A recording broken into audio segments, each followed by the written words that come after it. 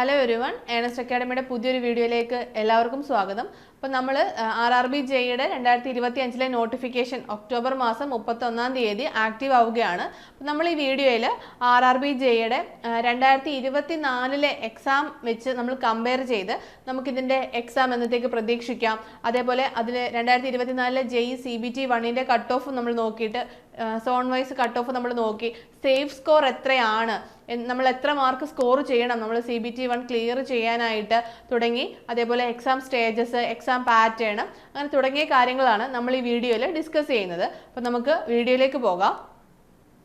അപ്പോൾ നമ്മൾ last ഇയറിലെ notification വന്നത് ജൂലൈ 27 തീയതിയായിരുന്നു. 2024 JEയുടെ നോട്ടിഫിക്കേഷൻ വന്നത് ജൂലൈ 27 തീയതിയാണ്.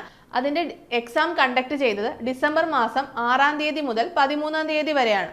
അപ്പോൾ നിങ്ങൾക്ക് തോന്നാം ഇപ്പോൾ 2025 JEയുടെ നോട്ടിഫിക്കേഷൻ വരാൻ പോകുന്നതേ ഉള്ളൂ, ഇപ്പോൾ ഒക്ടോബർ മാസം 31 തീയതിയാണ് നമ്മൾ നോട്ടിഫിക്കേഷൻ ആക്റ്റീവ് ആവുന്നതെന്ന് പറഞ്ഞു. അപ്പോൾ അതിന് മുമ്പ് വന്ന ALPയുടെ എക്സാം നടക്കാനുണ്ട്, അതേപോലെ ടെക്നീഷ്യൻ്റെ എക്സാം നടക്കാനുണ്ട്, ഇപ്പോൾ വന്ന സെക്ഷൻ കൺട്രോളറിൻ്റെ എക്സാം നടക്കാനുണ്ട്. ഇത്രയും എക്സാംസ് ഒക്കെ കഴിഞ്ഞെങ്കിൽ മാത്രമല്ല JEയുടെ എക്സാം വരൂ. അപ്പോഴത്തേക്കും JEയുടെ എക്സാം എന്നത്തേക്ക് പ്രതീക്ഷിക്കാം എന്നൊക്കെ നമ്മൾ ഇപ്പോഴേ നോക്കണം എന്നുള്ളൊരു ചിന്ത നിങ്ങൾക്ക് വരും. പക്ഷേ ലാസ്റ്റ് ഇയറിൽ നമുക്ക് ALPയുടെ എക്സാം നമുക്ക് ALPയുടെ നോട്ടിഫിക്കേഷൻ ആയിരുന്നു ആദ്യം വന്നത്. ഇത്തവണയും അങ്ങനെ തന്നെയാണ്. അപ്പോൾ ലാസ്റ്റ് ഇയറിൽ ALPയുടെ എക്സാം കഴിഞ്ഞ ഉടൻ തന്നെ ടെക്നീഷ്യൻ്റെ എക്സാം നടക്കുകയും RPFൻ്റെ എക്സാം നടക്കുകയും അതേപോലെ JEയുടെ എക്സാം ഉടൻ തന്നെ അവർ വിളിക്കുകയുണ്ടായി. അപ്പോൾ നമുക്ക് ആ ഒരു പാറ്റേണിൽ തന്നെ ഈ വർഷവും എക്സാംസ് ഫോളോ ചെയ്യുമെന്ന് തന്നെ നമുക്ക് പ്രതീക്ഷിക്കാവുന്നതാണ്. നമുക്കിപ്പോൾ ഗ്രൂപ്പ് ഡിയുടെ എക്സാം 2024 ലാസ്റ്റ് വന്ന നോട്ടിഫിക്കേഷൻ ആയിരുന്നു ഗ്രൂപ്പ് ഡി എന്ന് പറയുന്നത്. അപ്പോൾ ഗ്രൂപ്പ് ഡിയുടെ എക്സാം ഈ നവംബർ മാസം നടക്കാൻ പോവുകയാണ്. അപ്പോൾ ഗ്രൂപ്പ് ഡിയുടെ എക്സാം കഴിഞ്ഞാൽ ഉടൻ തന്നെ നമുക്ക് 2025 എക്സാം അവരുടൻ തന്നെ സ്റ്റാർട്ട് ചെയ്യുന്നത് നമുക്ക് നോക്കാവുന്നതാണ്. കാരണം ALPയുടെ നോട്ടിഫിക്കേഷൻ ആയിരുന്നു ആദ്യം വന്നത്. അപ്പോൾ ALPയുടെ എക്സാം നടത്താം, പിന്നീട് ടെക്നീഷ്യൻ വരാം, സെക്ഷൻ കൺട്രോളർ വരാം, പിന്നീട് നമുക്ക് JEയുടെ എക്സാമും പ്രതീക്ഷിക്കാം. അപ്പോൾ ജൂലൈ മാസം വന്ന 2024 നോട്ടിഫിക്കേഷൻ അനുസരിച്ച് പേപ്പർ 1 CBT 1 നടന്നത് ഡിസംബർ 6 തീയതി മുതൽ 13 തീയതി വരെയുള്ള ദിവസങ്ങളായിരുന്നു. അപ്പോൾ നമുക്ക് എക്സാമിനായിട്ട് നമുക്ക് കിട്ടിയത് 120 ദിവസങ്ങളായിരുന്നു. അപ്പോൾ നമ്മൾ അതേ ഒരു രീതിയിൽ ഇവിടെ നോക്കുകയാണെങ്കിൽ നമുക്ക് ഒക്ടോബർ 31 നോട്ടിഫിക്കേഷൻ വരും. അപ്പോൾ 120 ദിവസങ്ങൾക്ക് ശേഷം ഫെബ്രുവരി മാർച്ച് മാസങ്ങൾക്ക് ഇടയിൽ നമുക്ക് ഇതിൻ്റെ എക്സാം ഡേറ്റ് നമുക്ക് പ്രതീക്ഷിക്കാവുന്നതാണ്. അപ്പോൾ നമ്മളിപ്പോൾ ലാസ്റ്റ് ഇയറിലെ ഒരു എക്സാം വെച്ച് അനലൈസ് ചെയ്ത് വേണം നിങ്ങൾ മുന്നിലേക്ക് പോകാൻ. അപ്പോൾ 120 ദിവസങ്ങളെ ഉള്ളൂ നിങ്ങളുടെ മുന്നിൽ എന്നുള്ള രീതിയിൽ തന്നെ നിങ്ങൾ ഇപ്പോൾ തന്നെ നിങ്ങളുടെ പ്രിപ്പറേഷൻ സ്റ്റാർട്ട് ചെയ്യണം. അപ്പോൾ പേപ്പർ 2ൻ്റെ എക്സാം നടന്നത് ഏപ്രിൽ 22 ജൂൺ മാസം 4 തീയതിയുമായിരുന്നു CBT 2 നടന്നത്. അപ്പം നമുക്കിവിടെ ജൂലൈ ഓഗസ്റ്റ് മാസങ്ങൾ 2026 ജൂലൈ ഓഗസ്റ്റ് മാസങ്ങളിൽ നമ്മുടെ ഈ JEE 2025 CBT 2 നടക്കുമെന്ന് പ്രതീക്ഷിക്കാം.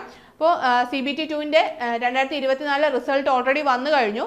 ജൂലൈ 2 തീയതിയും ജൂലൈ 22 തീയതിയായിട്ടാണ് CBT 2ൻ്റെ റിസൾട്ട് വന്നത്. അപ്പോൾ റെയിൽവേ വളരെ പ്രോപ്പറായിട്ടാണ് എക്സാം നടക്കുന്നു, അതിൻ്റെ റിസൾട്ട് അനൗൺസ് ചെയ്യുന്നു, അതിൻ്റെ ബാക്കി പ്രൊസീജിയേഴ്സും അതിൻ്റെ കൂടെ തന്നെ നടക്കുന്നുണ്ട്. അപ്പോൾ നിങ്ങൾക്ക് പെട്ടെന്ന് തന്നെ ഒരു ജോലിയിലേക്ക് കയറാം. നിങ്ങൾക്ക് 2026 തന്നെ നിങ്ങൾക്ക് ജോലിയിൽ പ്രവേശിക്കാൻ പറ്റുന്ന ഒരു എക്സാം തന്നെയാണ് RRB JEE എന്ന് പറയുന്നത്. അപ്പോൾ RRB JEയുടെ നമ്മൾ ലാസ്റ്റ് ഇയർ 2024 നടന്ന എക്സാം അനലൈസ് ചെയ്തിട്ടാണ് നമ്മൾ ഇത്രയും കാര്യങ്ങൾ ഇവിടെ പറഞ്ഞത്. അപ്പോൾ നിങ്ങളുടെ മുന്നിലുള്ള ദിവസങ്ങൾ നിങ്ങൾ മാക്സിമം എഫേർട്ട് ഇട്ട് നല്ല രീതിയിൽ തന്നെ പഠിക്കാം. അപ്പോൾ നമുക്കിനി നമ്മുടെ JEയുടെ CBT 1ൻ്റെ കട്ട് ഓഫ് ലാസ്റ്റ് ഇയറിലെ 2024 കട്ട് ഓഫ് നോക്കുകയാണെങ്കിൽ ഓരോ കാറ്റഗറി എന്ന് വെച്ചാൽ UR ഉണ്ട്, EWS ഉണ്ട്, OBC ഉണ്ട്, SC ഉണ്ട്, ST ഉണ്ട്, അതേപോലെ ഡിഫറെൻറ്റ് RRBസും ഉണ്ട്. അപ്പോൾ നമ്മൾ പ്രധാനമായിട്ടും നമ്മൾ കൂടുതൽ പേരും അപ്ലൈ ചെയ്യുന്ന ചെന്നൈ, മുംബൈ, ട്രിവാൻഡ്രം, ബാംഗ്ലൂർ, സെക്കന്ദരാബാദ് ഇത്രയും സോണുകളാണ് ഇപ്പോൾ നമ്മൾ എടുത്തിരിക്കുന്നത്. ഇപ്പോൾ നമ്മൾ ചെന്നൈ സോൺ നോക്കുകയാണെങ്കിൽ UR കാറ്റഗറിക്ക് 57 മുതൽ 78 വരെയാണ് കട്ട് ഓഫ് വന്നിരിക്കുന്നത്. EWSന് 40 മുതൽ 72, OBCക്ക് 53 മുതൽ 76, SCക്ക് 40 മുതൽ 74, STക്ക് 38 മുതൽ 70 വരെ, മുംബൈ ആണെങ്കിൽ 64-80, EWSന് 54-74, SC ആണെങ്കിൽ 55-72. ഇപ്പോൾ ട്രിവാൻഡ്രം നോക്കുകയാണെങ്കിൽ URന് 64-72 ആണ് കട്ട് ഓഫ് വന്നിരിക്കുന്നത്. EWSന് 40 മുതൽ 47 വരെയാണ് വന്നിരിക്കുന്നത്. OBCക്ക് 53 മുതൽ 68 വരെയാണ് വന്നിരിക്കുന്നത്. SCക്ക് ആണെങ്കിൽ 42 മുതൽ 51 വരെയും, STക്ക് ആണെങ്കിൽ 34 മുതൽ 41 വരെയുമാണ് വന്നിരിക്കുന്നത്. അപ്പോൾ ബാംഗ്ലൂർ സോൺ നോക്കുകയാണെങ്കിൽ URന് 59 മുതൽ 74 വരെയും, EWSന് 40 മുതൽ 66 വരെയും, OBCക്ക് 50 മുതൽ 68 വരെയും, SCക്ക് 45 മുതൽ 62, STക്ക് 40 മുതൽ 61. ഇങ്ങനെയാണ് ബാംഗ്ലൂർ സോണിൽ കട്ട് ഓഫ് വന്നിരിക്കുന്നത്. ഇപ്പോൾ സെക്കന്ദരാബാദ് നോക്കുവാണെങ്കിൽ URന് വന്നിരിക്കുന്നത് 61 മുതൽ 82 വരെയാണ് വന്നിരിക്കുന്നത്.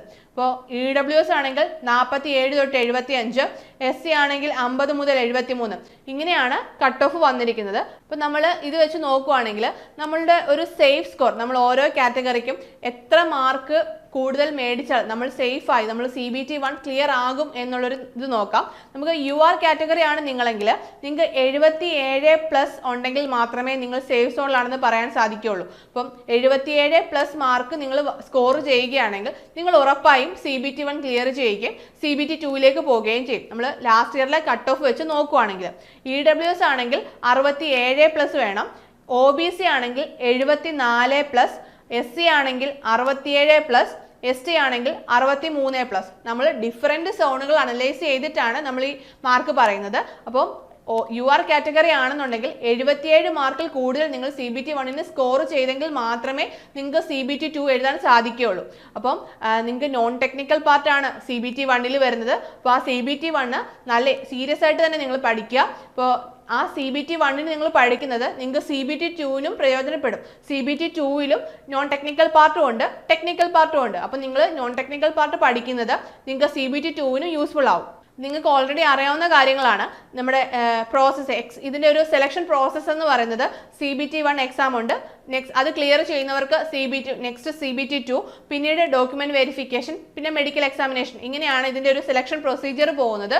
അപ്പം CBT 1ഉം CBT 2ഉം ക്ലിയർ ആയെങ്കിൽ മാത്രമേ നിങ്ങൾക്ക് ഫൈനൽ സെലക്ഷനായ ഡോക്യുമെന്റ് വെരിഫിക്കേഷനിലേക്കും മെഡിക്കൽ എക്സാമിനേഷനിലേക്കും പോകാൻ സാധിക്കുകയുള്ളൂ. അപ്പോൾ നിങ്ങൾ എക്സാമിന് മാക്സിമം കോൺസെൻട്രേറ്റ് ചെയ്ത് ഇപ്പോൾ തന്നെ നിങ്ങൾ പഠിച്ചു തുടങ്ങണം. അപ്പം നിങ്ങൾക്കറിയാം CBT 1ൽ നമുക്ക് വരുന്ന നോൺ ടെക്നിക്കൽ സബ്ജക്ട്സ് എന്ന് പറയുന്നത് maths, general intelligence and reasoning, general awareness, general science, ഇത്രയും സബ്ജക്ട്സ് ആണ് വരുന്നത്. ഇതിൻ്റെ മാർക്ക് എന്ന് പറയുന്നത് മാത്സിന് 30 മാർക്ക്, ജനറൽ ഇൻ്റലിജൻസ് ആൻഡ് റീസണിങ്ങിന് 25 മാർക്ക്, ജനറൽ അവയർനെസ്സിന് 15 മാർക്ക്, ജനറൽ സയൻസിന് 30 മാർക്ക്.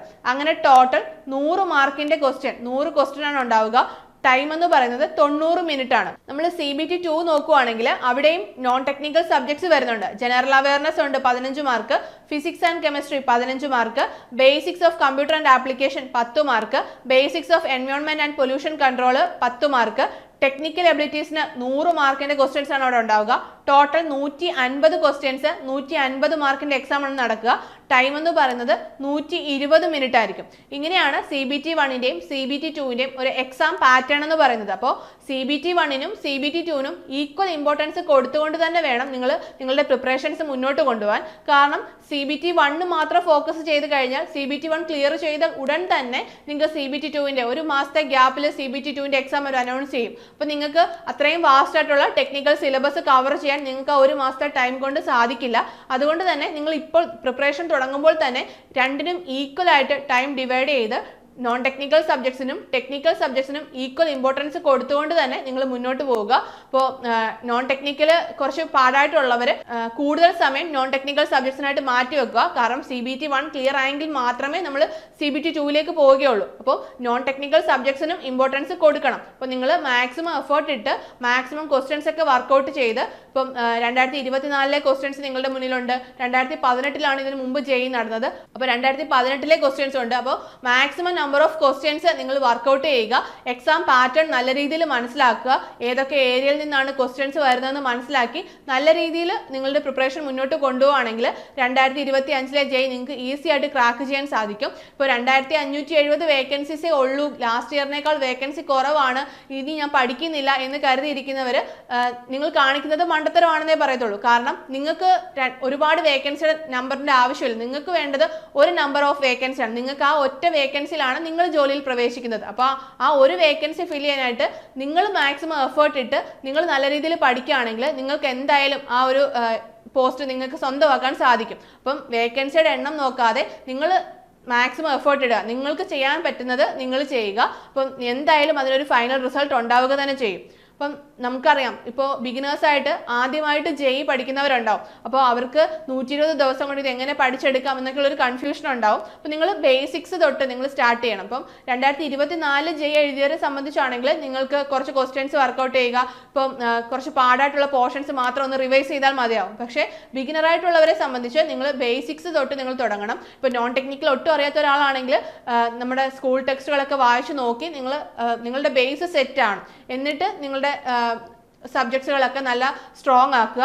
മാക്സിമം മോക്ക് ടെസ്റ്റുകൾ എടുക്കുക. എന്നെങ്കിൽ മാത്രമേ നിങ്ങൾക്ക് നിങ്ങളുടെ എക്സാം നല്ല രീതിയിൽ അറ്റൻഡ് ചെയ്യാൻ സാധിക്കുകയുള്ളൂ. ഇപ്പം സബ്ജക്ട്സുകളെല്ലാം നന്നായിട്ട് അറിയാമെങ്കിലും ഇപ്പോൾ എക്സാം ഹോളിൽ ചെന്നിരിക്കുമ്പോൾ നമുക്ക് കറക്റ്റായിട്ട് ഡെലിവർ ചെയ്യണം എന്നുണ്ടെങ്കിൽ നമ്മൾ മാക്സിമം മോക്ക് ടെസ്റ്റുകളൊക്കെ ചെയ്തെങ്കിൽ മാത്രമേ നമുക്ക് ആ എക്സാം ഹോളിൽ നല്ല രീതിയിൽ ചെയ്യാൻ സാധിക്കുകയുള്ളൂ. അപ്പോൾ മാക്സിമം മോക്ക് ടെസ്റ്റുകൾ അറ്റൻഡ് ചെയ്യുക. നിങ്ങളുടെ പ്രിപ്പറേഷൻ ആ ഒരു രീതിയിൽ കൃത്യമായ ഒരു സ്റ്റഡി പ്ലാനോട് കൂടി തന്നെ നിങ്ങൾ തുടക്കത്തിലെ തുടങ്ങുകയാണെങ്കിൽ നിങ്ങൾക്ക് എന്തായാലും JEE ക്രാക്ക് ചെയ്യാൻ സാധിക്കുന്നതായിരിക്കും. നമ്മുടെ അക്കാഡമിയിൽ civil, electrical, electronics, computer science, mechanical തുടങ്ങിയ എല്ലാ ബ്രാഞ്ചുകളിലേക്കുള്ള RRB JEE കോഴ്സസ് അവൈലബിൾ ആണ്. CBT 1ഉം CBT 2ഉം നമ്മൾ പ്രൊവൈഡ് ചെയ്യുന്നുണ്ട്. ഇപ്പം ചിലർക്ക് CBT 1 മാത്രം മതി, ചിലർക്ക് CBT 1ഉം CBT 2ഉം വേണം. ഇപ്പം നമ്മൾ അങ്ങനെയും കോഴ്സസ് പ്രൊവൈഡ് ചെയ്യുന്നുണ്ട്. ഇപ്പം നമ്മുടെ കോഴ്സിനെ കുറിച്ചുള്ള കൂടുതൽ ഡീറ്റെയിൽസ് അറിയാൻ നിങ്ങൾക്ക് താഴെ കാണുന്ന ഗൂഗിൾ ഫോം ഫില്ല് ചെയ്യാവുന്നതാണ്. അപ്പം നമുക്ക് അടുത്തൊരു വീഡിയോയുമായി വീണ്ടും കാണാം. All the best.